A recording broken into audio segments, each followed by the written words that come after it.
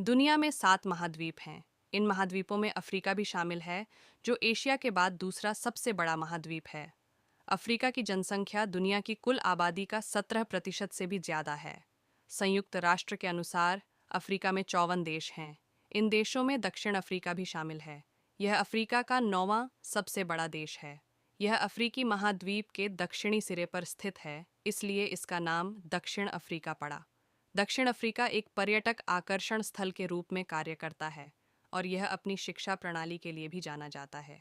इसके अलावा दक्षिण अफ्रीका में औद्योगिकरण की दर बहुत ज़्यादा है। ऐतिहासिक रूप से औपनिवेशिक काल के दौरान दक्षिण अफ्रीका गोरों के लिए एक बस्ती थी।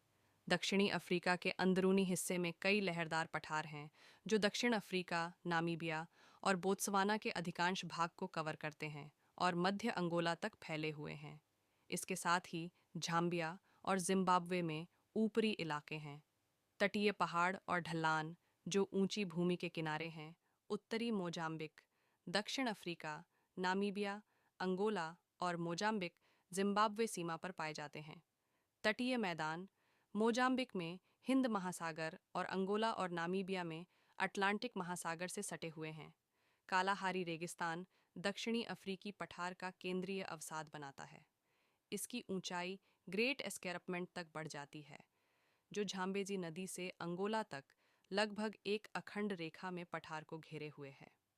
दक्षिणी जिम्बाब्वे और दक्षिण अफ्रीका का अधिकांश भाग झाड़ियों और घास के मैदानों के एक क्षेत्र में आता है, जिसे वेल्ड के नाम से जाना जाता है।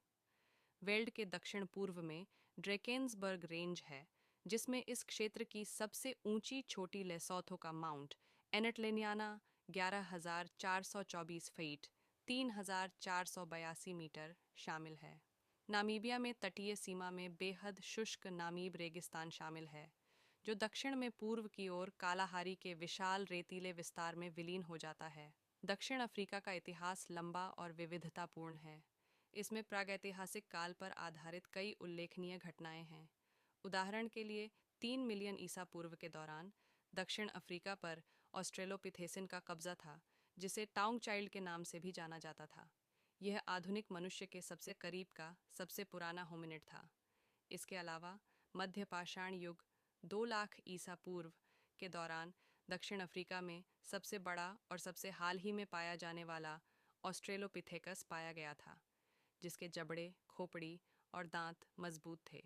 इस प्रजाति को ऑस्ट्रेलोपिथेकस रोबस्टस कहा जाता था। अफ्रीका के दक्षिणी क्षेत्र, डीआरसी कांगो और तंजानिया के नीचे का क्षेत्र पर सबसे पहले सैन लोगों ने कब्जा किया था, जो 20,000 ईसा पूर्व के दौरान शिकारी और संग्रहकर्ता थे। पुरुषों के पुरुष, जिन्हें ज़्यादातर खोई खोई के नाम से जाना जाता है, दक्षिण अफ्रीका पर कब्जा करने वाले पहले लोग थे, जिससे दक्षिण अफ्रीका आधुनिक मनुष्य द्वारा बसाए गए दुनिया के सबसे पुराने क्षेत्रों में से एक बन गया।